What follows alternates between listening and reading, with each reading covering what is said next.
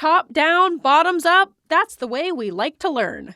In this info-packed episode, Grace is giving an overview of the two different processing styles, how they both play out in the classroom and workplace, why bottom-up processing leads to so much rumination and overwhelm for autistic people, and some ways to accommodate yourself and others depending on your brainhole type. Whether you're a big picture thinker or you're all about the details, we'll help you figure out your processing style and how to best support it, so you can finally finish that 5th grade animal report you've been putting off for so long, among other things. They said that we'd grow out of it. Well, the joke's on them, that's just our brains. We're eccentric, loud, and stubborn, and most of our clothing is covered in stains. It's not a deficit of attention, there's just too much to think about. So if executive dysfunction becomes a little too much, if you forgot why you came in this room, or you're hypersensitive to touch, then put on your seamless socks and come join our little flock. Bitches stimming together, we're weirds of a feather, weirds of a feather.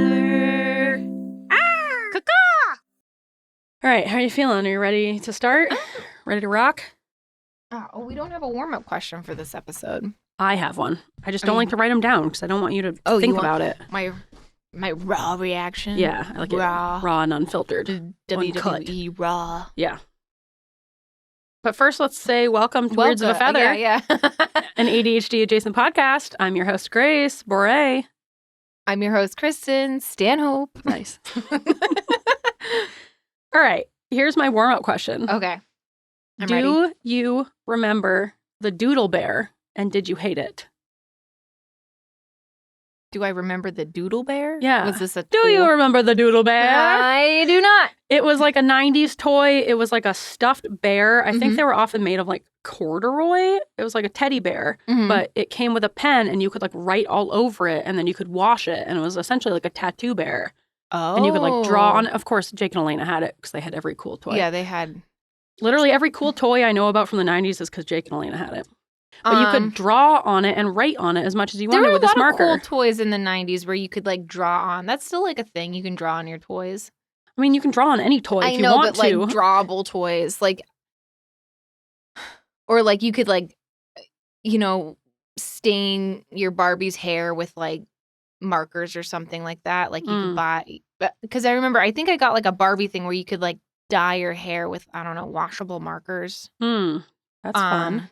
Or like, maybe it was like a My Little Pony thing. My Little Pony. But I remember never using it because I was always, I was like, well, what if I don't want this on forever? The toy is ruined. So I'll save it for when I make up my mind of what I really want to do with it. And then I never. Now at 33, you still haven't decided? Yeah. This is why I'll never have a tattoo. I can't decide on like what I would get and where I would put it. And then I'm so terrified of like not being happy with it. Then you never make a decision. Yeah. Decision paralysis. Yes. Yeah. So yeah, that was me with all my toys that you were supposed to like do stuff with. Well, I guess I was thinking specifically the Doodle Bear. It reminded me of how you hated when people would write things on their hands. Yeah. When we were little. And also on their clothes. It still upsets me. Sometimes you think about my jeans that I wrote all the lyrics yeah, on, you get they upset. really get upset. Or sometimes I work with this particular surgeon who shall remain nameless, who likes to occasionally write like phone numbers and measurements down on his scrub pants instead of getting a piece of paper and a pen. That's crazy. Isn't that great? There's pens and paper everywhere. Ask the nurse. Ask anyone. Anyone has a pen and paper. That's how I feel about you just swallowing your gum if you can't immediately find a way to throw it out. I'm like, just wait 3 seconds. You'll be by a trash can. And he'll just get like unnecessary. A marker that you're like a skin marker. You're supposed to like mark the patient so we operate on the right leg or the correct leg. Not always the right leg. Not always the right. Sometimes it's the left. But like. And he'll just write it down. He's like, I got it. And now he's walking around the rest of the day with like someone's measurements on, like obviously. Yeah, I would hate that. And I'm just like, that's wrong. And I have to keep it to myself, but it really bothers me. I would never. Difficult. Don't give me a doodle bear. I'm gonna give you a doodle bear. Don't give me a doodle bear. I'll never doodle on it. It'll be a doodle free bear. Okay. All right.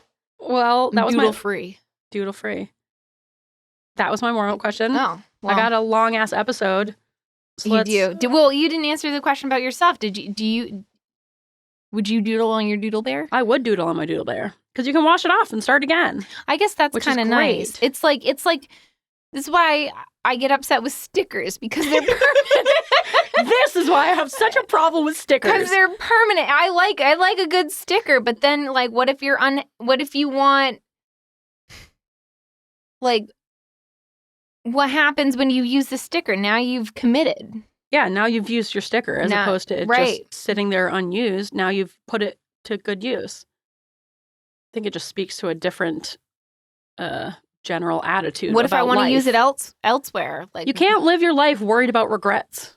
And I think that's what the sticker doodle bear dilemma is teaching us. You know? I think Sometimes you just got to make a decision, even if it's the wrong one. At least you've made a decision. The worst decision is indecision. A great surgeon told me that once, and it is very true. I agree. All right. Anyway, let's get into those little accomplishments. Little accomplishments, but big in our hearts. All right, Chris, what did you accomplish this week? I'm proud of myself. I made dinner. Yeah, you did. And I am not known for my cooking. You're specifically known for the opposite. Yeah, for the opposite, burning things. Yeah. What'd you make? I made pasta, and I know pasta's easy, but it was elaborate, more elaborate than usual.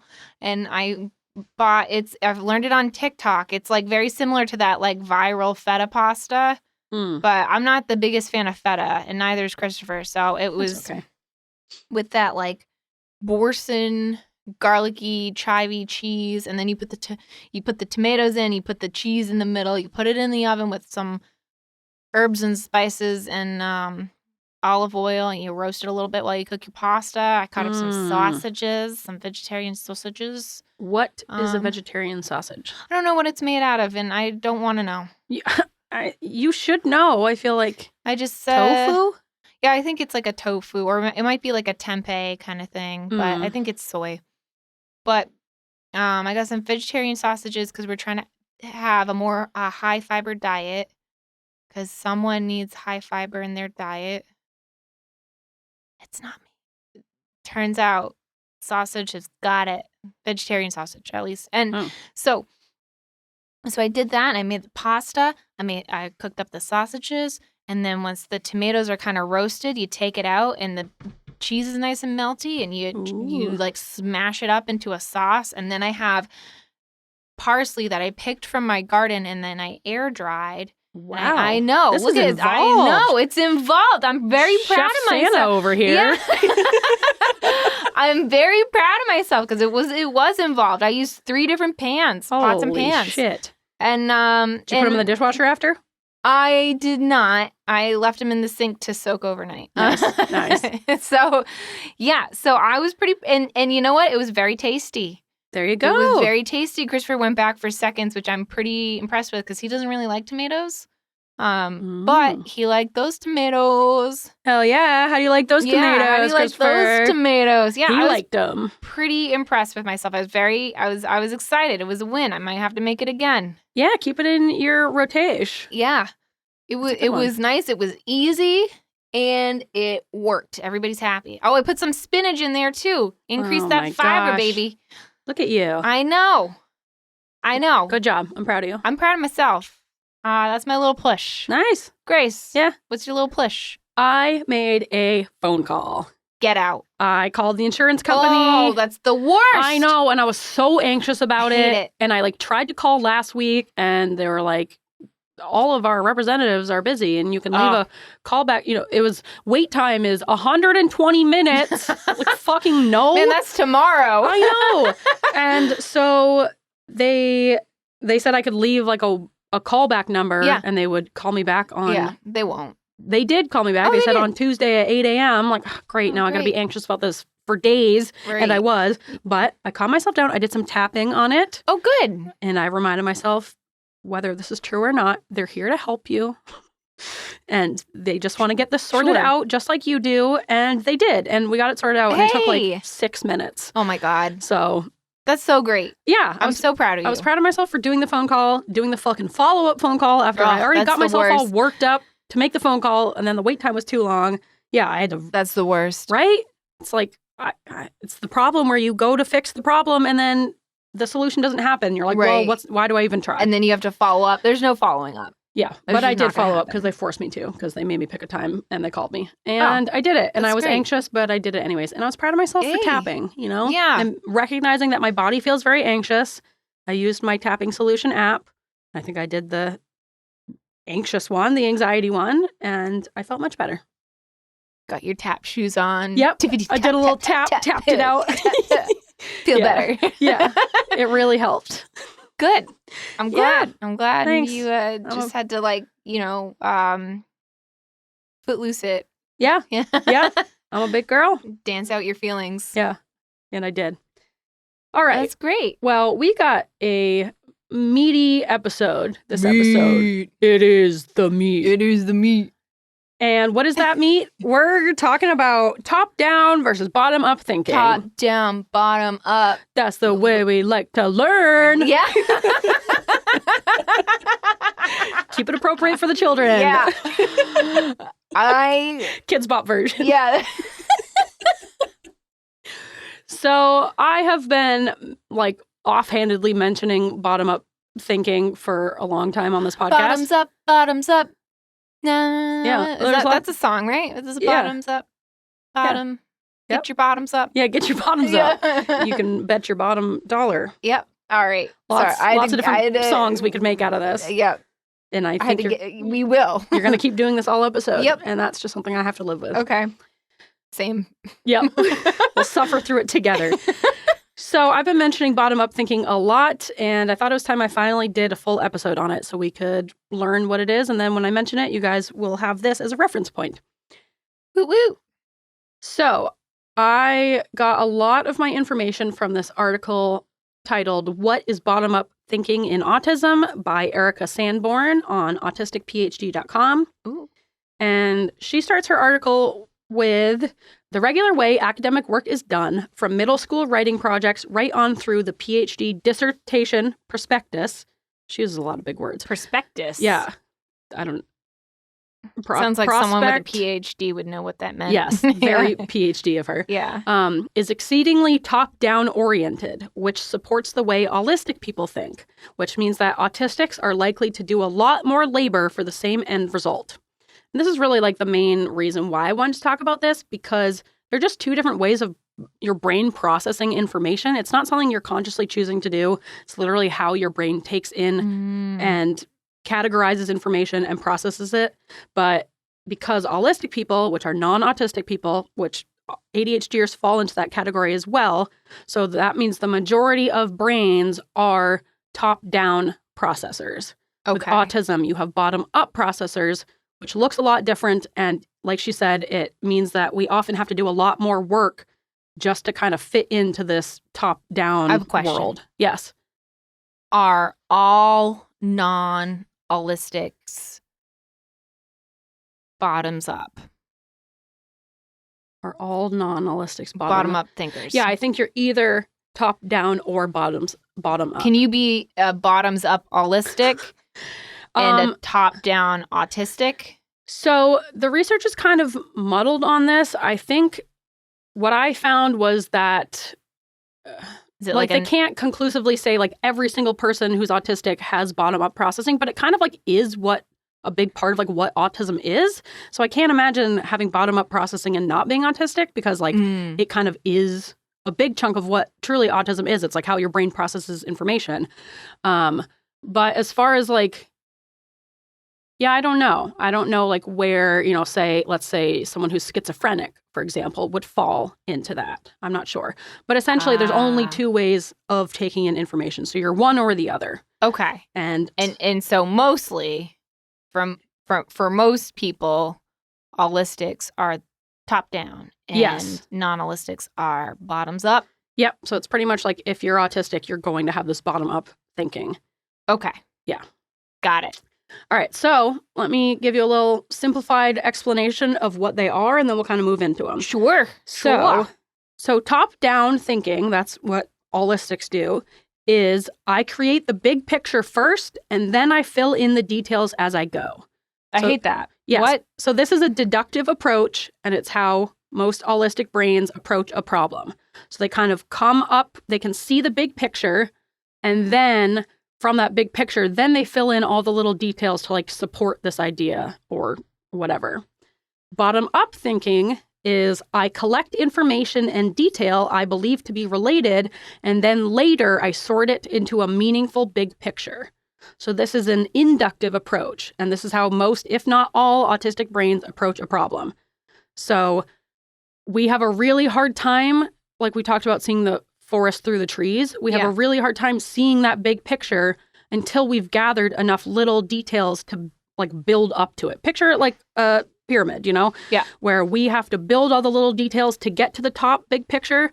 We're building the bricks before we're putting the building together. Yes, we don't have the plan. We're just like building, and then it's like, oh, wow, that turned into a building. Yeah. Whereas aulistics would like see the concept of, I want this to eventually be this exact type of building. Here's my plan, and then I will figure out the details of how to build it. Right, but what if you're the problem is, so in theory, yeah, that's true. That's great. That's a great way to make a building. But in theory, what if your big plan, like the details don't work out to the big plan? Well, that's part of the problem. So there's kind of strengths and weaknesses to both types of approach, and I will tell you what they are. Okay.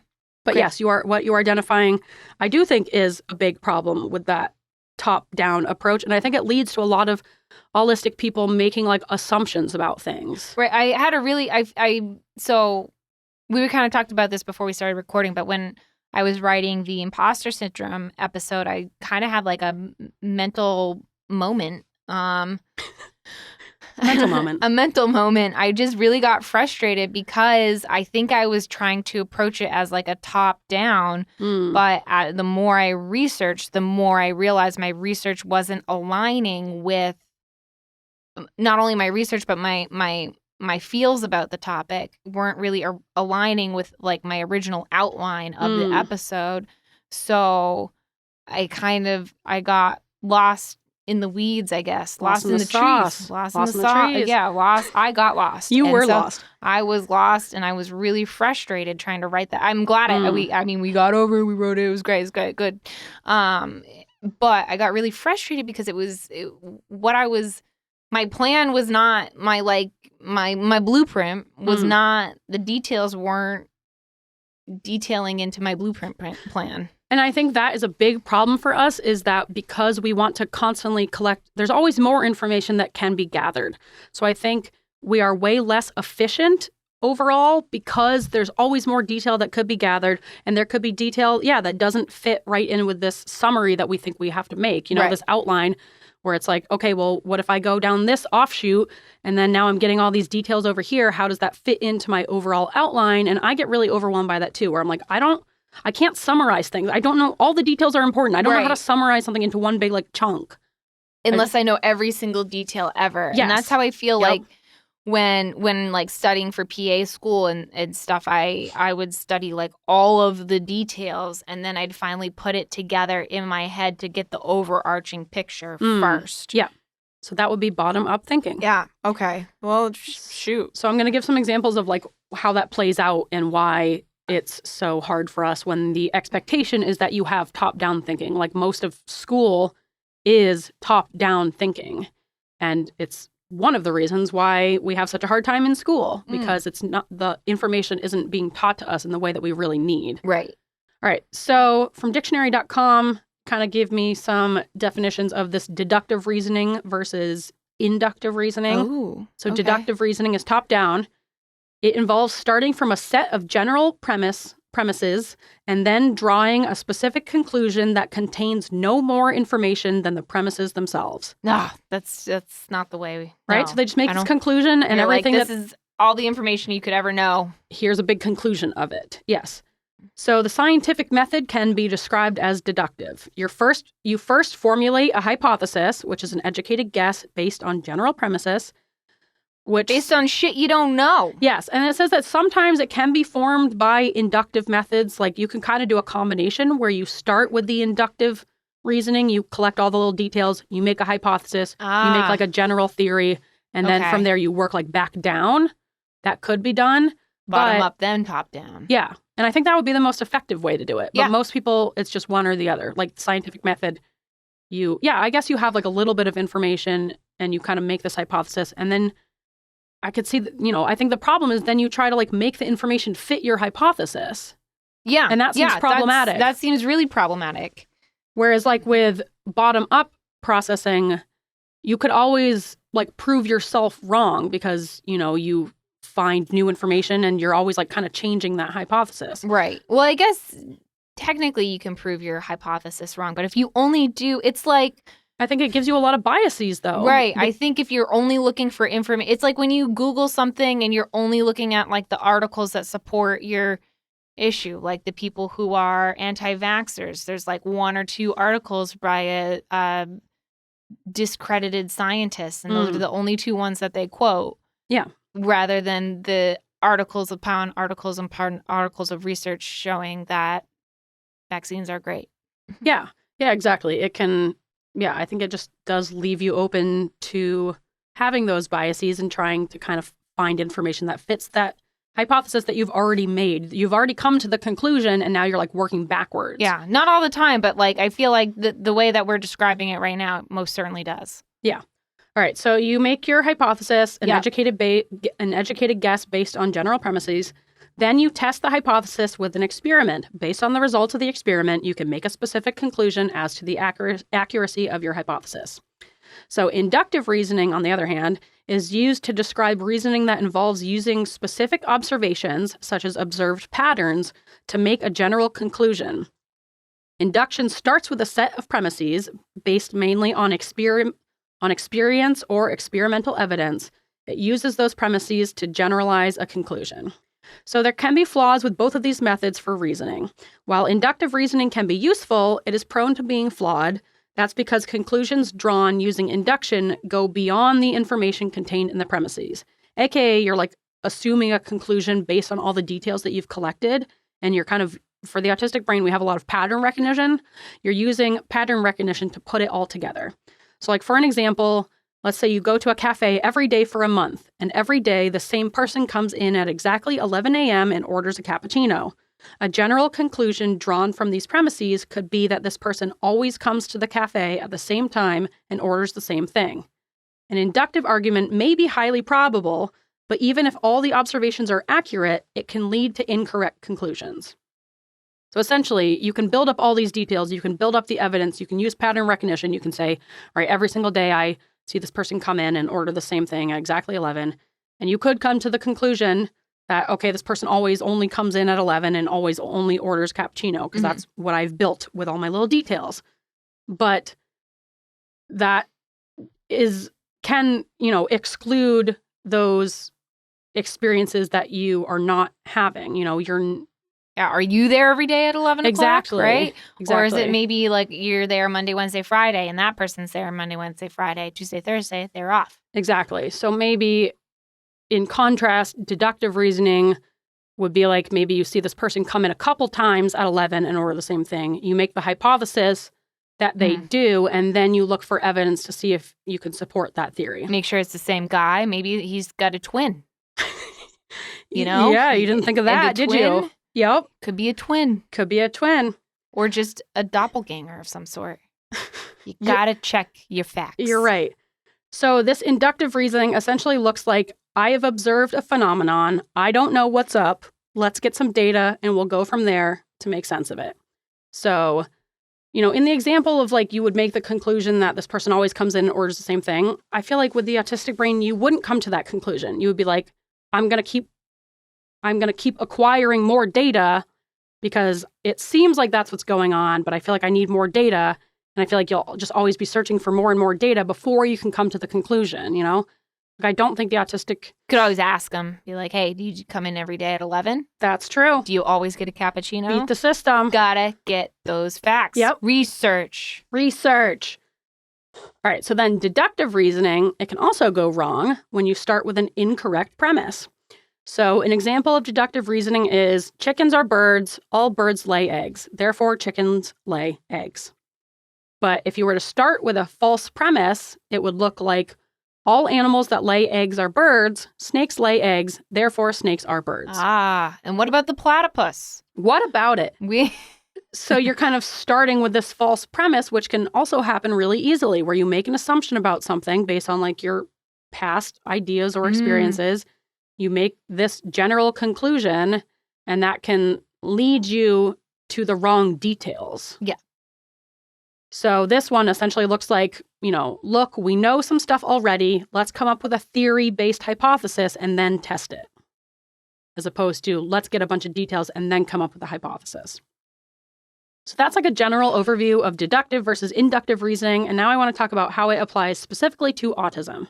Yeah. So back to Erica Sanborn's article, she says, it's common for autistics to be bottom-up thinkers, collecting information, including adjacent sensory detail that will need to be filtered out later before a cohesive, shareable story emerges. So we are taking in so much information and don't want to leave that sensory detail aspect out of it, because that means we're also bringing in all the sensory information. And it's like we're just gathering info and info and info. And then you have to process it. Yes. Sort it, filter it, file it away. Yep. That takes up so much energy and room in our brains. And I feel like that really ties into that whole, like, the autistic brain is processing 42% more information than the allistic brain. Like, that's a big part of it, is that we're not really bringing information in chunks. We're bringing it in as every individual little detail, and then we're trying to, like, chunk it in our brains. Chunk it. So we have to, like, build it all up and then, like, whittle it down. Yeah. As opposed to just, like, coming up with a, general game plan and then building it up to be exactly to fit, build it up to exactly fit that game plan, You're not gathering all this additional you got to get all the files and then you got to sort them. Yeah, as opposed to just like coming up with a game plan of what files you need and then going out and acquiring them. Yeah. And I think with that way, yes, it's more efficient, but there's also stuff that maybe you haven't thought of that you're going to miss if you are a top-down processor, Mm-hmm. You can come up with this like hypothesis all you want, but if you haven't thought of like what other details could be included in there, you're not going to go looking for them. So the autistic brain brings all those details to the table, for better or worse. So our conclusions are often a lot more detailed and a lot more supported from the bottom, but they take us a lot longer to like come up with, which is overwhelming. Yeah. I'm overwhelmed just like hearing about it. Right? So bottom-up thinkers have an associative thought process and tend to take in much more sensory information. This is generally innovative, but tends to not be as efficient. The way it can play out and what gets us caught up is when it becomes, I must collect every single piece of data available before I can make sense of it or draw a conclusion, and we like overwhelm ourselves. It's so overwhelming. Top-down thinkers, on the other hand, have a linear thought process. This is generally efficient, but tends to not be as innovative. I've got an analogy. Yeah. I work with surgeons. Yeah.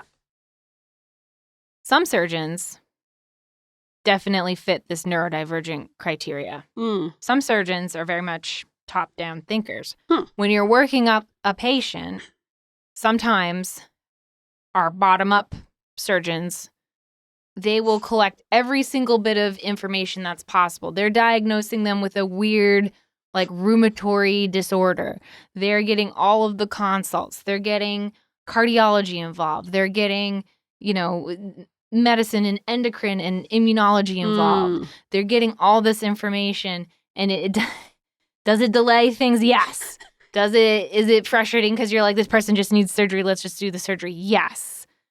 Is this person that has the most comprehensive workup and plan? Absolutely. Yeah, that's the thing. That's the thing. Sometimes during that whole process, we're almost getting lost in all this information. Yeah. Oh, by the way, did you hear like the report from cardiology? Did you hear the report from this person? Did you see these test results? Did you see? In the end, we just need to look at the scans and figure out a surgical plan for this person. Yep. Sometimes the workup is needed. sometimes that's where our top up, we do have like meetings about this, and it's nice to get the meeting of the minds. And sometimes our top down surgeons will chime in and just say, hey, you might be doing too much. You know, remember, you're a surgeon. You're not, you know, a medical Dr. doctor. House. Yeah, you're not a researcher. Right, exactly. You know, and sometimes we have our top-down surgeons say, this is what I would like to do. And then you have our bottom-up thinkers being like, well, did you think of this? Did you do this? Did you try this? And they're like, holy moly, changes the surgical plan. It's nice to have both types of thinkers on the same team. It works out really well. Yeah, I was going to say, I feel like the best team is a combination because you do need, like, we can get very lost in the sauce where it feels impossible to get started because it's like before you can start, you feel like you have to collect every single piece of information that exists. This is exactly what this surgeon does. Not realistic. And you're like, come on. Yes. Get it together. And you need someone Let's do surgery. to just be like, let's cut through. Right. Let's find the summary of all of this information and figure out what needs to be done. That being said, every time I have a complicated person, I'm going to that guy. So I'm like, hey. Yeah, exactly. Here's something weird. And you see his eyes will light up and his like pupils will dilate. And I think that's where like the Dr. House type is really, comes into play. And that's their strength is you need someone who's going to go through every single little detail and build up to a conclusion instead of just making an assumption of what you think is going on. Yes. And then you're only looking at the symptoms that fall in line with your assumption. Right, which sometimes that's all you need. Yeah. Sometimes you need to go, it's nice to have both is what I'm saying. It's good to have both. I agree. And we talk a lot about autism and asking questions. Like with you, for example, where the detailed questions that you ask are like, Jesus Christ, Christine, it doesn't matter. It doesn't matter. This detail doesn't matter. But I feel like for you, that bottom really up does thinking, matter. Leads to you asking all these little details. I am very stubborn. And even if it doesn't matter, it truly doesn't matter. To me, it matters because I want it to matter. Yeah. And that's where we get off topic. Yeah, but it's like your brain gets stuck on going down that rabbit hole, and it's like you can't stop yourself from like going and like processing all those little details. It's the lobster pot all over again. It's a friggin' Why were they a lobster pot pot together? Why would she Photoshop herself into a lobster pot? She did it. That? I know. But wouldn't it be weird if she did? It would be so weird. All right, so back to Erica's article. She says, does it take longer for bottom-up thinkers to solve a puzzle? Sometimes. Can they solve more complex puzzles and find patterns with elegant sophistication? Sometimes. One type of thinking is not inherently better than the other. Diverse teams are truly superior to those made up of just one type of thinker. I agree. But there are indeed pros and cons of each type of thinking. What's important to keep in mind is that people cannot change their fundamental learning or processing method. Erica says, I don't like phrases like learning style, learning preference, or preferred learning method, because these suggest we have options that we do not have. These are not preferred learning methods or styles. This top-down versus bottom-up approach to learning refers to how our brains acquire new information.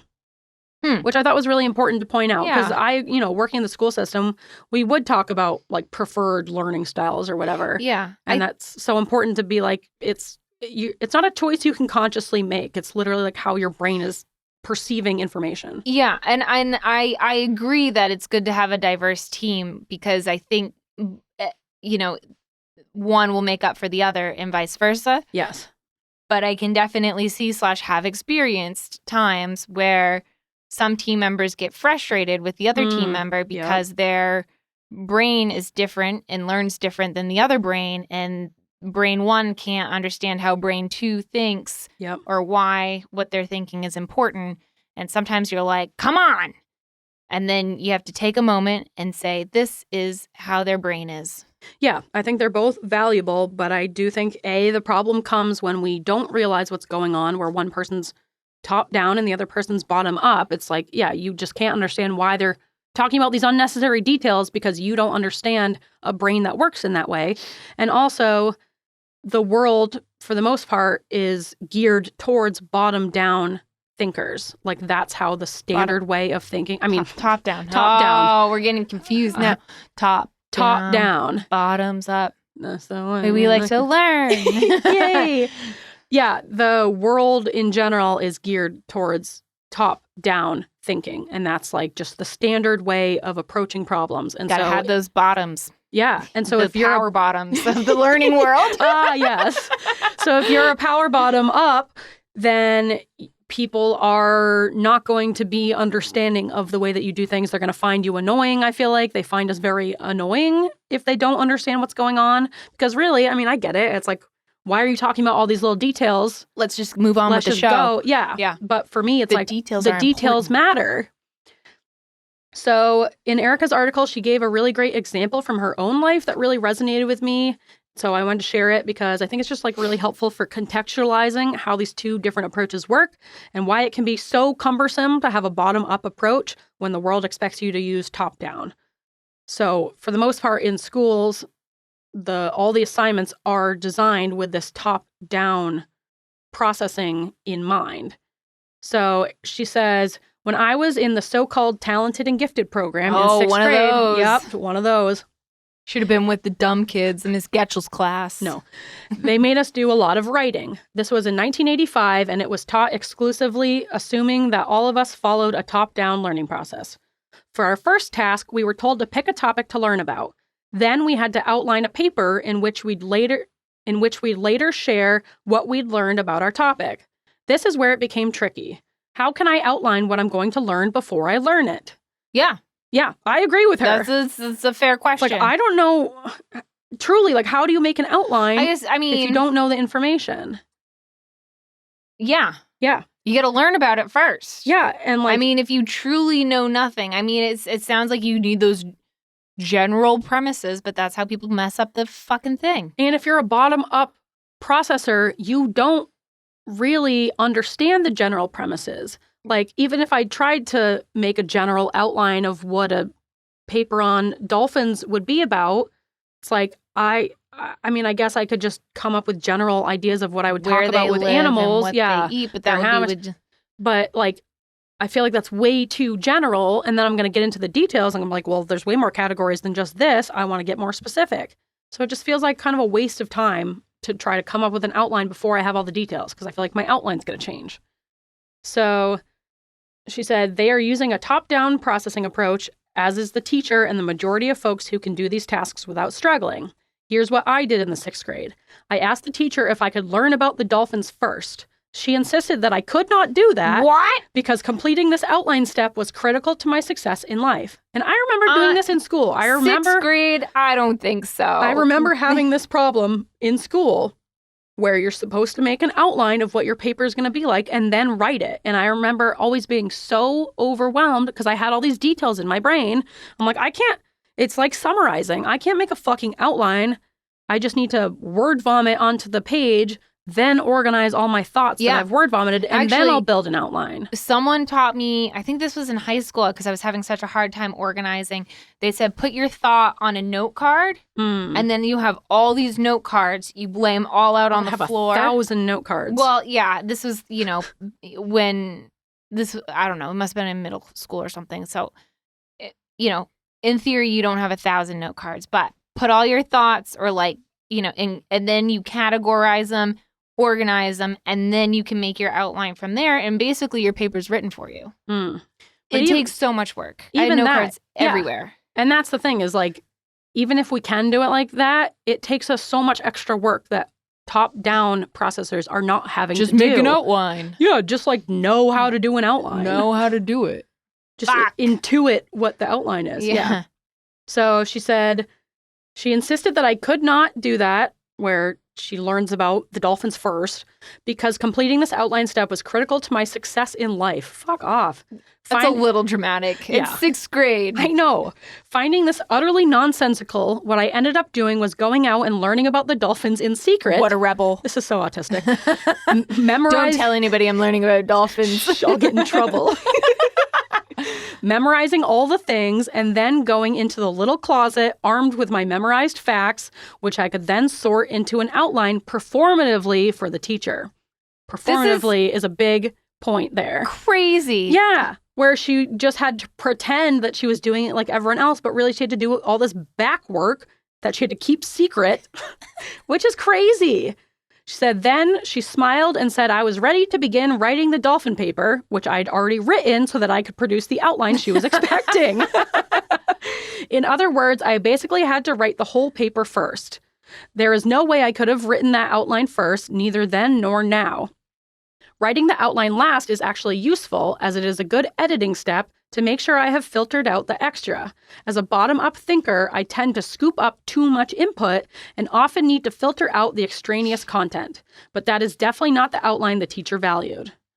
And I so relate to that, and that's how I have to write everything. I mean, even this paper, for example. Yeah. I literally, it seems long now, this whole outline was, 3 times as long because I just had to get all my thoughts on there. I can't really chunk it. I'm not like, all right, well, I'm going to talk about this and then I'll address this.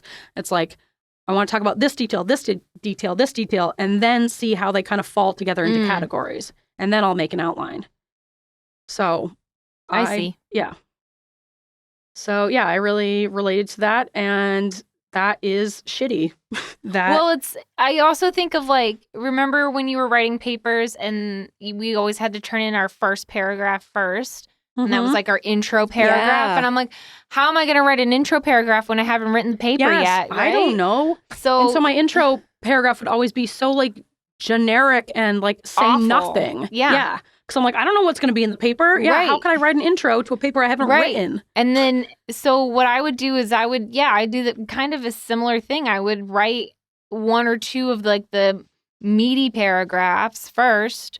And then I'm like, okay, now I can have an idea of where my paper's going. And then, so I write my meaty paragraphs and then I go back and write an intro, turn the intro in. That's what I would do. Yeah. Yep. So we're doing all this extra work behind the scenes just to performatively show our teacher that we're doing what they're asking us to do. I guess for teachers out there, I don't know what the solution is because you got to teach kids how to write a paper. I have some solutions. Oh, you do? Okay. I do. That's exciting. Yeah. Are we there yet to talk about solutions? Okay. Not yet. Okay. I got one more little chunk and then I'm going to talk about some solutions. Sorry, I didn't mean to jump ahead. Should have read the outline. No, I told you not to. All right. So let's see. Do I want to do... All right. Actually, I guess I will jump to that part too, because then I have something else related to this, but it's from a TikTok. So I want to kind of wrap up what Erica says in this great article. So in her article, she also provides some tips for supporting those with bottom-up processing. She says, for autistic people, try to remember you really are doing #life on hard mode with all this stuff. Personally, I have estimated that it can take me 800% of the time it would have taken me to complete a task if I didn't have to go through all the extra and backward steps that I need to go through to learn. This is so validating. Right? This is nice. Yeah. So, she put a lot of emphasis on the best way to help yourself as a bottom-up processor is to just acknowledge it and know that that's what's happening. And the world can feel really overwhelming and confusing when it's how can I make an assumption or a summary of this information when I have all this detail floating around in my brain. And just knowing that that's what's going on and that it is taking you more time than other people, I feel is very validating. Yeah, it really is. Because you're like, God, this is so goddamn validating. Just all through high school, middle school, school. I remember feeling that exact way when she talked about her dolphin paper. I remember feeling that way. We had to do our animal research papers in 5th grade. I remember? thought we did a poster. We had to do, I think we had to write a paper or we had to do a presentation. We had to do a presentation for sure. I did the Bengal tiger. I remember I wanted to do an axolotl and the librarian said we didn't have enough books on axolotls. So I had to change my animal. Thanks, axolotl. I know. I was like, this is the library. Come on. Have I shared the story on this podcast yet about Brina, what she said to me about her animal paper? She said that she picked the sloth and made up a bunch of facts about the sloth. And someone else in class also picked the sloth. No. And their facts were correct. And she essentially had to kind of lie to the teacher and it had to be whose paper is correct. But it was the other kids because she just made all her facts up.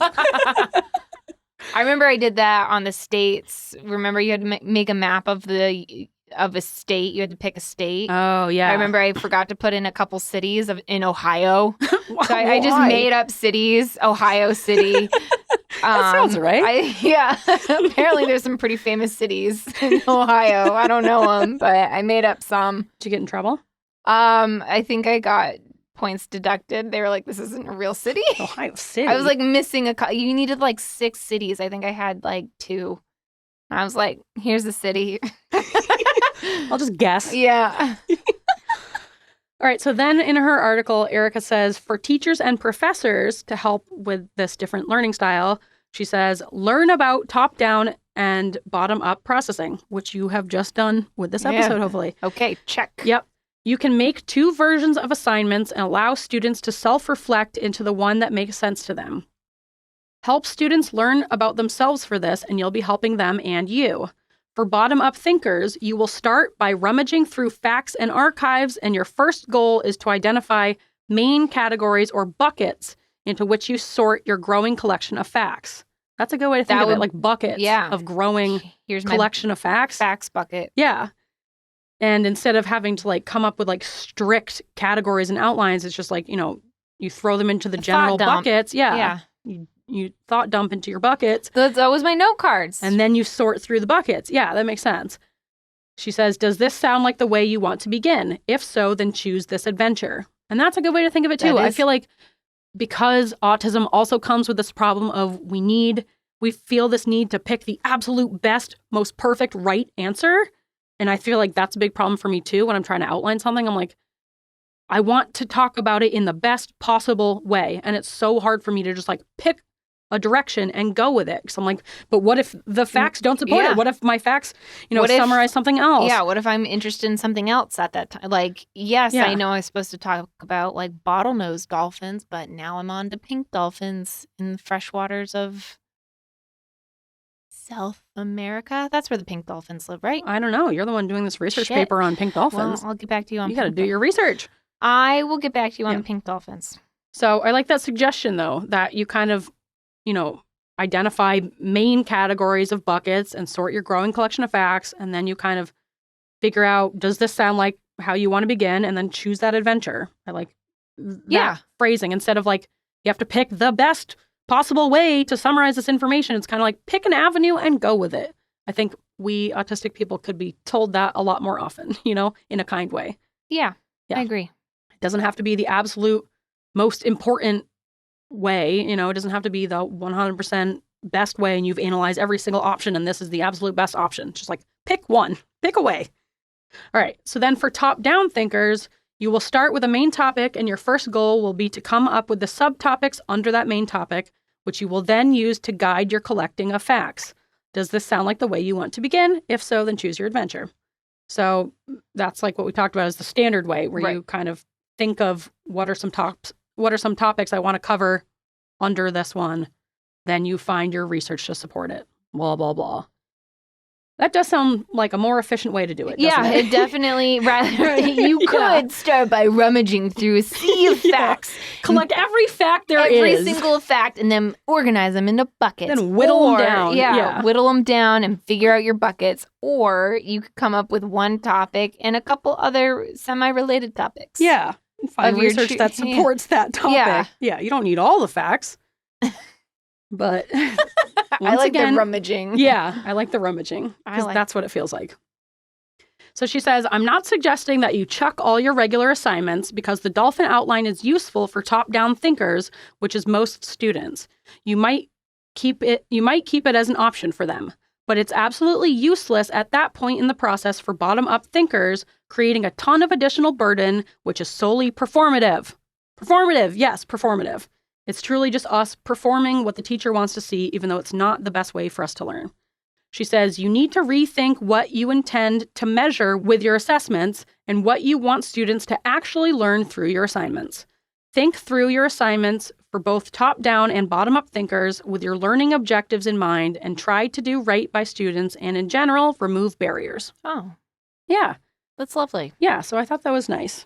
I like when articles have solutions. Yeah, and she's not saying that you have to like totally come up with a brand new assignment because teachers have to do enough work and bullshit as it is, but it's essentially just a very easy way to shift that assignment where you're just reversing the process. It's more inclusive too, right? Yeah. Like And you're who not cares how they do dismissing. it? Yeah, you're not dismissing the top-down thinkers. Yeah. You're just including the bottom-up. Exactly. That's a good way to put it. Yeah. And like, who cares if I collect my info first and then make an outline, or if I make my outline and then collect my info? Like, they're both valid ways of doing it. In the end, you get an outline. Exactly. You have information, you have, a paper written, and you have an outline. The process doesn't really matter. So I also found a great TikTok talking about how this like detail-oriented, bottom-up way of thinking can play out in the real world and cause us problems. Because I know we've been talking a lot about what's happening in the brain, and I feel like it's really helpful to like give examples of what this looks like and like how it can get us in trouble. Let's do it. So essentially, the autistic brain doesn't really group things together and store that information in the brain under like big categories. It stores pieces of information as individual pieces of information, which really ties into that whole the autistic brain processes 42% more information than the holistic brain study that I talked about a while ago. So it's not efficient, but it is detail-oriented. So this guy, Professor Sol, who is an autism and ADHD coach on TikTok, has a video about rumination, which I thought was really interesting. And he says that rumination tends to be so much harder for autistics than for holistics because we don't group things under one label so that we can file it away and not think about it any longer. So like, for example, if there's a conflict, like let's say you had a fight with someone, the autistic person feels like each and every part of the conflict needs to be addressed. Like we have to share every single detail and every connection we make in relation to this problem, as if we're collecting puzzle pieces to put together in order to understand the conflict as a whole and find solutions. This tends to lead us to ruminate much more over every little detail, and we get really caught up on them, and we can't just let stuff go because there's always like more and more to process, more to ruminate on. Like there's always all these, like we said, there's always more information that you can collect. Yes. There's always more details that I can like ruminate on. Right. Even if the outcome's the same. Yes. Right. Like if you get in a fight with your partner, a discussion, an argument, a disagreement, whatever you want to call it. And like your feels get hurt, in the end, your feelings are hurt and you're upset. No, that's a bad example. Well, so I have an example of what the holistic brain does on the other hand. Okay. Which maybe this will help you kind of conceptualize it. So for the holistic brain, it's grouped all of these details into one thing, quote unquote, the incident, which can then be dismissed as a whole because they've grouped all of these little parts into one big category, and then they can process that as like one big group, and they can address it, and they can like move on from it. No. There's not all these little pieces that like, oh, wait, and there's one more thing I need to talk about, and there's one more thing I need to process, and there's one more thing that could lead us to a solution. When you have an argument, it's usually because of a lot of little things happen sometimes. Yeah. At least with me, it usually is. Yep, same. Instead of one big thing. But I think for the holistic brain, it groups all of those little things into one big thing where they're kind of they're able to process this argument as like the argument. And once they've like talked it through, then they're able to like move on from it. They're able to just like group all of those little details into one tabby in their brain, and they can just like close that tab after Think of the piece. Oh, I know. Man. Can you imagine? Could you just be like, yep, and we're done? Whereas my brain is like, I can pull up this tab, I can pull up that tab, I can pull up this tab. Like, I feel like all these tabs are interconnected. Like, yes, they're all separate. They're separate, but they're connected. Yes, that's a good way to put it. Right, but then this tab's also connected to this other issue. So should we bring in all those other tabs that are also connected to this one tab, which is connected to the other tabs, which are all under this other issue, this bigger tab? Exactly. It's a web. And we can't just close it down into one tab. Yeah, because you close your whole brain down. Yeah, because there's too many tabs. There's too many details. Too many tabs. Too many tabs. How many tabs do you have open on your computer at one time? We've already talked about this. Yeah. I have 1, 2, 3, 4, 5, 6, 7, 8, 9. I only have 4 right now, but that's because I closed them down before we record on my computer. It's usually like 12. Yeah. Poll question. So... Back to tabs. Yes, back to tabs. All right. So you can see like why rumination is such a big problem for autistic brains specifically, because we're not able to just group it all together. So then I feel like all I do is think, but it's always about the wrong things. Yeah, or I'm just like thinking about this thing over Rethinking. and over, and it's almost like I'm trying to find a solution for it. You know, Yeah, I'm sometimes there's not a solution. or trying to like recognize the pattern. I'm always trying to like figure out a pattern to something. And it requires holding a lot of different pieces of information in your brain and trying to find the connections, as opposed to just like summarizing it in your brain and closing out that tab. Oh my God, could you imagine if we did that? Right? Great. Just close, just like boop. Yeah. And we're done. Yeah, done processing that. We can just wipe it away. Let's no need to keep move ruminating. on. All right, so then the way that this can play out in the workplace is, let's say you start a new job. Okay. And this, I feel like, will illuminate a lot of things. Okay. An autistic will explain your duties to you with this grouping mentality. So for them, all of those details fall under more general categories of tasks, and they don't feel the need to explain the details because they think it's implied by the label, as if we all have this grouping in our brains, and when they tell you how to do this task more generally, they assume it's implied by this label that you're going to have all those little, sub-tabbies that are going to open in your brain, and you're going to just know all the little sub-tabs, No, sub-tasks that's why that you need to need be done. training. What So, the shit? For autistic brains, those details are not implied. They are stored as individual pieces of information, and we need to have them laid out for us explicitly. And this leads to a lot of autistics thinking we're being smartasses or we're stupid when we ask a lot of questions and we ask for more specific, detailed instructions. But when we don't ask for explicit details, we often get them wrong because we can't just assume what they are, and that's not how our brain files work. So truly, when an autistic person explains something to you, I feel like it feels so vague, and that's why we have a million questions, because they assume that you'll go from vagueness to specificity. We need to go from specificity to vagueness. And so it's not just them being ignorant. That's how their brains work. They don't understand that that's not how our brains work. They just assume when I say mop the floors, you're going to know all the details of where the mop is, what bucket you use, what soap you use, when you do it, what order you do it in, how you wring it out, where you dump the bucket. Like, they just assume that you're just going to like be able to intuit that stuff, but we don't. We just hear mop the floors. I'm like, well, there's a fucking million details in there and a million ways I could do that differently than what you're expecting. But they don't think to provide those details. They just assume you'll know. And that can get us in a lot of trouble. Yeah. Because when they assume we know, we either ask questions and we're annoying and we need too much detail, or we don't ask questions and they just say, just do it the way that you would do it. So we do it the way we would do it, and then it's wrong because we're not coming up with the same details that they're coming up with. This makes so much sense. Right? And it gets us in trouble, and people think we're like being smartasses. Or dumb. Yes. Or Amelia Bedelia, where it's like, well, that's what you said, so I just did it the way that you said it. I literally and it's like, well, did it not like exactly how you said it. That's not what I meant. Yeah, exactly. It's like, well, then you should have fucking said it. You should have said what you meant and not what you're implying. Yes. But once again, it's a problem of them just like not even being able to conceptualize that we don't have all those sub-tabs. So we need very explicit direction. We're not going to imply things. We can't imply things.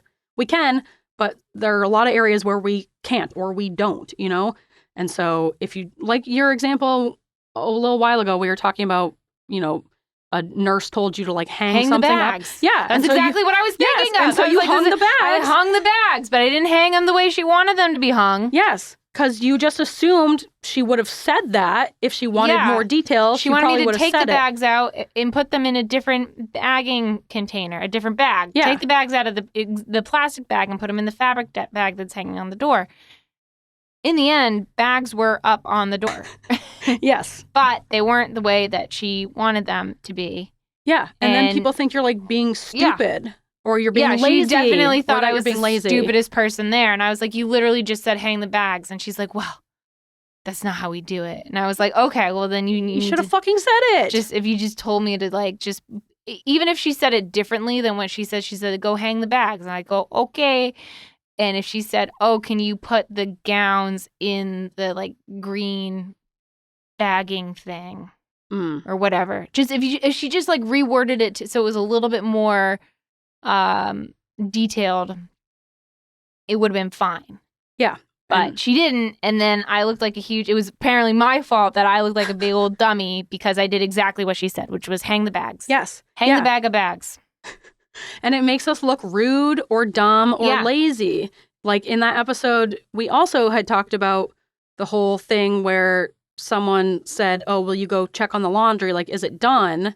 And you just come back up and you say, yeah, it's done. And they said, well, did you switch it over? No. It's like, no, you didn't say that. But then they think you're being lazy and selfish. But it's like, I would have gladly done it, but you didn't give me explicit instructions. I'm not just going to because what if you need to take sweaters out? What if you didn't want to dry it right that second? I don't know how your laundry is done. It's different. And I feel like maybe you want it on high heat. Maybe you're a medium person. Exactly. I feel like if we don't guess the implication, then people think that we're like being a smartass or being lazy. And if we do guess the implication, we are often wrong. And I'm so worried about doing something wrong that I'm like, I don't want to ask yet another question, but I feel like whatever I guess is going to be wrong. And then I'm like, I guess I'll just make a decision and I'll just do it. This is how I would do it. And I guess, and then it's fucking wrong. And then I like get in trouble. Or if you ask a question, you're like, oh, I can go check. Do you want me to switch it over? And they'll be like, well, yeah, of course. That's why I'm asking. And you're like, you didn't ask to switch it over. You asked to see if it was done. And then they think you're like being a smartass. You're like, Ma! It's like, well, you should have just known. It's like, well, I didn't. So guess we're at a standstill. All right. So one last little bit from this guy's TikTok. He was saying that this rumination problem and this bottom-up thinking also plays out in more RSD, rejection-sensitive dysphoria, which makes sense because we ruminate. Afraid of the rejection. Yes, and we ruminate on every little detail. And also because of trauma, we're trying to use those details to like figure out why this misunderstanding or this rejection happened. It's like we're trying to like learn the pattern so that we can avoid this discomfort in the future. Yes. But oftentimes for conflicts with aulistics, there isn't a pattern to their behavior that makes sense to us because they're just walking around implying things and assuming things. And that's not how our brains work. So we're trying to like guess the pattern of what they mean or what they're implying, and we can't because it doesn't come naturally to us. So I feel like we're always like ruminating on conflicts. We're trying to put all these details together to figure out like why this conflict happens. But because it's nonsensical to us, it just leaves us feeling very confused and afraid to make the same mistake again, but not knowing how to avoid it. So we're always walking around assuming, like knowing that we're missing stuff, but it's like, but I don't know what I'm missing. I'm just always worried I'm missing stuff. And there's no way for my pattern recognition to even help me because your patterns don't make sense to my brain. So there's no way to even predict their behavior because it's like, who could have fucking foreseen that? Who could have foreseen this problem? You asked me to check the laundry and say, is it done?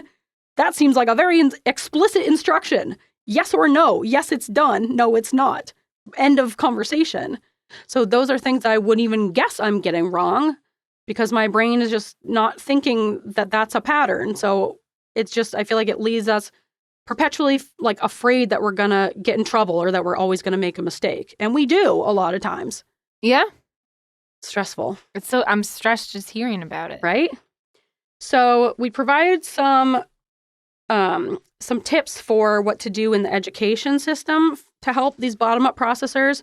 But I wanted to add a little bit about what you can do in the workplace in terms of like bosses supporting autistic people or like supporting your coworkers. Yeah. Knowing that they have this different way of processing. Yeah. So my tip would be provide all of those little details that someone asks for. Be very explicit and don't take it personally. If you are a top-down processor, I also feel like just in neurotypical society, asking questions is seen as a sign of like disrespect. Like you're coming for their power, their authority. Right, or you're bothersome. It's like a power play. Like they don't ask questions to receive information. They ask questions to like make you feel stupid, you know? Like, oh, why'd you do it that way? Like from a neurotypical, that would be like judgy, like why'd you do it that way? They don't want an explanation. They're trying to make you feel dumb for doing it that way. If an autistic person asks, why do you do it that way? They truly want to know, tell me the reasoning for why you did it that way. And I'm always the one who's got the benefit of the doubt. They're like, oh, they want to know more about my process when they're actually being rude. And I'm like, well, you see here's my 10-step process. We'll start with step 1. And once again, people think we're being smartasses because they're not asking the question for an answer, like saying, why were you late? They don't want your answer. They don't want to know that your car broke down. They want you to say sorry. Unless you get a weird story. Yes, unless you have a weird story. You- But even then, I don't think they want to hear it. If they're a person of authority above you, they're not asking for an answer. They're asking to imply you are wrong and bad and you should apologize for this. They don't care. They don't care about the backstory. I feel like they should. I feel like they should too. I want to know. They think that we're making up excuses. It's like, you asked a question. Now you're mad that I'm answering the question. But questions don't actually mean what they're asking. It's so confusing. That is very confusing. I don't know. Yeah. It's very confusing. So in the Hate it. office, I would say if you are this top-down processor and someone asks you for like very explicit details, like, don't take it personally. They're not trying to be a smartass. They're not trying to question your intelligence. It's not a power play. They're not trying to like take your position in the company. They simply... I'm taken over by asking very explicit Why'd questions. you do it that way, Karen? Yeah. They're not trying to power play you. They simply are not making the assumptions that you are, and they genuinely want to know, why did you do something that way? Or give me the details of how you do this thing. Even if you think the details would be crazy to like list out, that is often what the autistic brain needs. I need to know every single step within a step. You know, I need to know, like the mop example. I need to know, where is the bucket? Where is the soap? How much soap do I pour in? Where do you guys normally put the bucket after you're done? Like all of those little things I need to have spelled out for me. Otherwise I will guess and I will be wrong. And then I will feel shame. And also I would say, if you don't provide autistic people with enough detail, don't be surprised if they do things differently than the way you wanted it done. Be explicit if you want it done a specific way. Yeah. Like if you tell someone just do it the way you would normally do it, don't be upset if they do it the way that they would normally do it. Right. If it's different than how you wanted it done. And I guess the other thing is like, in the end, do you have a similar working result? You know, if it's done a little bit differently, but it's still a clean floor, like, does it really fucking matter if they used mop A instead of mop B? That's a good point. You know? Because I feel like autism gets a bad rap for us being very rigid, but I also think that allistic people can be rigid in judging us for doing something in a different way. Right. Like the whole outline before the research versus the research before the outline. Those are just two different ways to get to the same conclusion, but often our way is like judged as being bad for some reason, even though you get to the same conclusion. Right. Well, like with like Christopher, and this is two autistics trying to figure out how to rake all these leaves. I know I keep talking about the leaves, but he has a specific way of doing it where he wants to mulch the leaves. That's why he mulches the leaves to chop them down in little tiny bits, and then he bags them, and then we can either use them for the garden or we have to throw them out because we have so many leaves. And it takes him a longer time.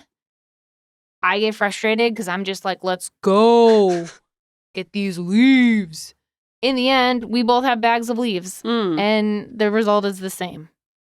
Yeah, I feel like for allistic people, often they can be rigid about how things are done because this is just the way things are done. Oh, this is the expectation, and this is how things are meant to be done because someone 100 years ago decided this is how it's done, This and now is how it's done. we've all decided it will always be. Whereas for autistic brains, a lot of us, it's like, this is the way I'm doing things because I've thought about every single possible scenario and every detail of this problem, and I have, through my pattern recognition, come up with either it's not even usually the most efficient, but there's a reason why we're doing it a very specific way that we have deduced based on all these little details of how... Maybe they'll like bypass a problem that you had to correct, you know? I or see a that sensory problem. Right. I see that a lot with Christopher. He's always, you know, has these ideas.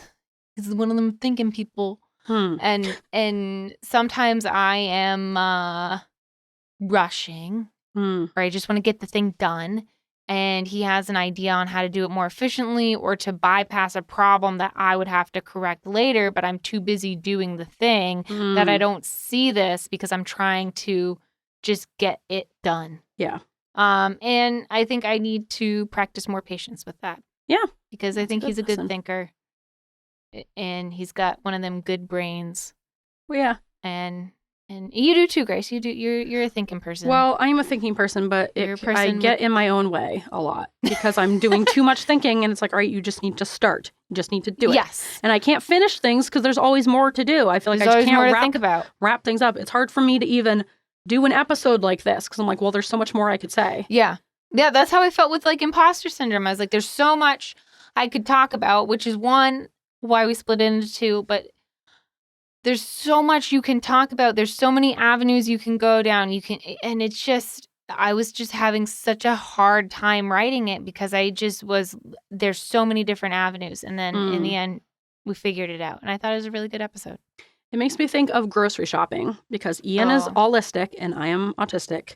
And when we do grocery shopping, I do not like doing grocery shopping, so I want to just get it all done at once and do as much as I possibly can all in one go. I want to get as many groceries as I possibly can for the foreseeable future, which often involves coming up with 2 weeks worth of like meal plans of like, what are we going to do for dinner for the next 2 weeks? What are we going to do for this? Trying to foresee every single scenario that will play out and trying to come up with everything we're going to need in the next 2 weeks. Ian is like, I'll buy groceries for today, then tomorrow I'll figure it out. And I am like, I hate that. That Christopher used to be like that. He's getting better. Yeah. And also now exclusively does the grocery shopping. Because when I go grocery shopping, I go in with the mindset of like, okay, I've got a vague idea of what I want to make for meals. And then I get into the store, I panic. Yep. Because it's overwhelming. There's lots of colors. That's why you need a plan. Well, I have a plan, but the plan goes out the window because I just get a detailed plan. Really overwhelmed. I, grab a bunch of stuff that I'm like, we could throw something together with this. No. It never works. See, I used to do that, and now I don't. I'm so overwhelmed. It's too overwhelming. I buy all these like things. I'm like, maybe we could use this. Maybe we could use that. Maybe we could do something with this. So that's you gathering all the resources, and then you'll whittle it down later. Yeah, later. It's a problem for me later. Yeah, it's a later problem. It's a later problem. I'm just gathering right now. Yes. Hunter-gatherer right here. You are. And I used to do that, but I got so overwhelmed by the then whittling it down process, and it leads to a lot of food waste. I've now gone the opposite way where I have to try to come up with that outline using all my details, and it's like I have to come up with every single possible little detail of every meal that we're going to need to eat. And I get in my own way. Sometimes you do need the Ian approach of like, let's just go to the fucking store. Yeah. Let's get dinner for tonight and tomorrow. Yeah. And we'll figure the rest out. And honestly, sometimes that's a great way of going about it. Yeah. It's so grocery shopping is so overwhelming sometimes. And that does lead to less food waste. It's more time consuming. Yeah. But I feel like maybe I'll have to talk to Christopher about that because maybe we need to just be a twice-a-week grocery haul people. See, I always say that, and then I don't do it because it takes so much work to get myself to ordering do it. Out. Yeah. Because it's a lot of decisions as well. It leads to, like, decision paralysis, Sometimes we'll go, it's like, we should have gotten groceries a week ago, but I could not make up my mind about what meals to have and what details to order, so we just, like, don't get groceries. Yeah. Right now, I've been, like, just eating the same foods. But now I'm getting burnt out on those foods and I can see it. And I'm like, no. I hate that. No. Now I have to get different foods. And I just figured out a system because sometimes my meds, if I don't take them with food, I get really nauseous. So I need to make sure that I'm eating breakfast, but I'm never hungry in the morning. So when do I take my pills? I don't know. I'm having like so stressed about when is a good time. Did I eat enough? Did I not eat enough? Have I drank enough water? Is this a good time? Is now a good time? I'm going to regret this later. I don't know. And this is the analysis that makes the autistic brain so exhausting. I was realizing the other day, Ian was going up to Quality Shop and he was getting us lunch and he was about to walk out the door and he asked me if I wanted a drink. And I just stood there like slack-jawed staring at the wall. And I'm sure he was like, hello, did you hear me? But in my brain was going so fast. I was like, okay, I got a chicken parm. It's 1 p.m. Do I want a caffeine drink? Is it too late to have a caffeine drink? Do I want to have a fun drink like a soda? What should I pair with my chicken parm? All right, I'm also going to get chips, so my mouth is going to be a little salty. Like I just had this whole process for deciding, buffering, what drink to get. But to him, it just looked like I was just standing there staring. But in my head, it was like I had to go through the whole fucking gambit of like, what drink do I want? What did you order? I think I got a Diet Pepsi. Nice. I had to decide, do you want like a fun, healthier drink, like iced tea, or do you want like a fun, like guilty pleasure drink like a Pepsi, Diet Pepsi, Mm. you know? And then I also, when it comes to caffeine, and then I have to make that analysis of like, is it too late in the day to have a certain drink? I could only, I could get it and drink, just half of the drink. You but get decaf. Ew, what's the point? Why would I do that? I'm just going to get a fun drink. I like the taste of coffee when it's good coffee. I don't like the taste of coffee in any capacity. Oh, well, there's that. And on that note, Yeah. that is the end of my top-down versus bottom-up thinking. Well, thank you. That's a terrible way to end it. Well, that's how we're ending it. It was a lot, and I hope I didn't confuse you guys. I hope you're able to like summarize what I just word vomited at you and come up with a conclusion. Yeah. Yeah. I learned a lot this episode. I really had no idea what this was. I came into it raw. Unfiltered. Unfiltered. Yeah, I feel like once you explain it, it's like, oh yeah, that's a pretty simple concept, but the ways it plays out in real life have big implications. And I feel like it's really important to know what type you are and then like be aware of that as you're moving through the world. Right. And maybe, if you're stuck, maybe go to the other type of thinker. Yeah.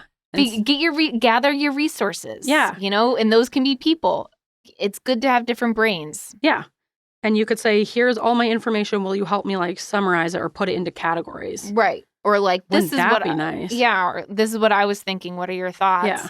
And then they just have a different way of approaching it. I do feel like AI can be helpful for that. I've seen some people talk about how they will have AI help them make an outline of how do I talk about this topic. And then they can collect the details within that. Like if they're a bottom-up processor, they'll ask the AI to make the general outline to help them kind of organize their thoughts, and then you can go from there. But I feel like that really leads into the problem of like not knowing where to start so you don't get started. Like that's my big problem is there's so many details and I just don't know where to start. I don't know how to start. There's always more to learn before I can get started, so I just like don't get started. Yeah, I guess if I'm researching a subject like for this episode, what I usually I go just a simple like Wikipedia search, even if it's something silly like a bird species or something. They have a really brief outline of like, here's a bird, it lives in North America. And you're like, that's exactly what I wanted to say. Maybe they have a fun fact. And then as it's like just getting your toes wet so you can kind of like jump into that research mode. Yeah, that's true. Wikipedia does do a good job of outlining different categories. Yeah. And you're like, oh, well, this is more interesting. Maybe I should go down this rabbit hole. Just like, not for like facts, but like just getting your mind. It's like wrapping around the topic. Yeah. It's like I need to be able to wrap my mind fully around every aspect of this topic before I can dive into it. Yeah. And also, getting your brain like ready to dive into it. You know, you're adjusting to the water temperature.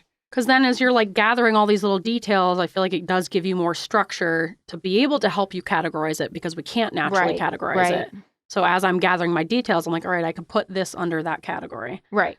But it's just making that general outline is so difficult that I need someone else to like do it for me. Yeah. Yeah. All right. That's a better way to end it. Yeah, that's way better. Yeah. Then I don't like coffee. All right. Thank you for listening. You can find all of the resources in the show notes below if you want to read a bit more about that. If you have had some thoughts about what type of processor you are, let us know. You can reach out to us at weirdsofafeather@gmail.com. You can DM us on Instagram at Weirds of a Feather. You can join our Facebook group, Weirds of a Feather. If you have any, I would love to hear about if you have any stories from your life where top down, bottom up thinkers unite to solve a problem. Yeah, that's a good point. That would be the heartwarming story of the year. Yeah. We'll make a Christmas Carol about it or something. Sure. Yeah, if you have like a dynamic duo where one person is one and one person's the other. That's the superhero duo I want to see. Yeah. I feel like there's got to be top down and bottoms up boy unite together. Top down man and bottoms up boy. We could write it. We could totally write it. Into a Christmas Carol? I guess. Yeah, they could have a Christmas episode, a holiday episode. Yeah. But if you have any like dynamic duo, team group stories, let us know at weirdasfeather@gmail.com. Yeah. That'd be heartwarming to hear. Sure. And maybe we'll share it on the show. I'm also curious about ADHDers, like where they fall into this. Like ADHD, if you're just an ADHDer, you're considered autistic. But also, like I said, I couldn't find like conclusive research. Part of it is that, there's so many ADHDers out there who are also autistic and don't even realize it. So I feel like research on this topic is really hard to say, if you're autistic, you're exclusively this, and if you're autistic, you're exclusively this. Yeah. So if you're ADHD and you don't think you're autistic, I want to hear from you and hear what you are. Like Ian, I'm pretty positive is just ADHD, and he's definitely top-down thinker. Like he can see the whole big picture, and then he'll fill in details. And I am so the opposite, and it really does lead to conflict. You're the dynamic duo. We in are, the worst except way. it doesn't work. Yeah. It just leads to a lot of disagreements because it's like, why aren't you seeing it the way I'm seeing it? But maybe we can both work on understanding each other's brains and working together, and he can help me summarize my details, and I can give him more details when I feel like he's missing them. We will be this Christmas Carol dynamic duo that I'm all the excited stories to hear are about. Yeah. about it. So, yeah, I think that's it. And we're going to end with bod. Ooh. Yeah. I want your bod. Nice, bod. All right. This episode's bod is the northern barred owl. A barn owl? No, it's different. It's barred. B-A-R-R-E-D. Very confusing. Like disbarred, like a lawyer. Yes. Yeah. Like, you're out of here. You're out of here. You're off but the just bar. barred. Yes. He's been barred, so he is a lawyer. He's a practicing lawyer. Yeah. Yes. The northern barred owl. Known for his legalities. Yes. Reach out to him for your divorce proceedings. So here's a little fact about the barred owl, and then I will play you their ridiculous bird call. Okay. The barred owl, also known as the northern barred owl, striped owl, or more informally, the hoot owl or eight-hooter owl. Aren't all owls hoot owls? They all hoot. They don't all hoot, and they're not all eight-hooters. I don't know what that means. Is a North American large species of owl. What is an eight-hooter? I don't know. Look at that eight-hooter. That is at least a 6 to 8-hooter. They are largely native to eastern North America, but have expanded their range to the west coast of North America, where they are considered invasive. So they're also on the west coast, but they are invasive. And my fun fact is that they're invasive on the west coast. Yes, they're but native. Not on the east they're coast. Native to eastern North America, but they've expanded their range to the west coast, where they're considered invasive. So they're supposed to be here. They're not supposed to be over there. Get them out of there. They got to be disbarred from the west coast. Yeah, disbar them.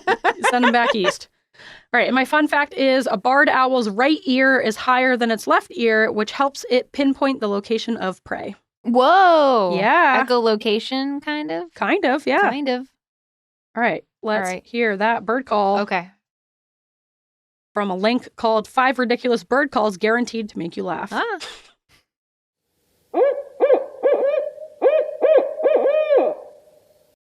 Whoa. Oh, it's hooting. Hooting and hollering. Go ahead. Ooh, ooh, ooh. Ha, ha, ha, ha. That was good. Will you do it again? I need an example. Yeah.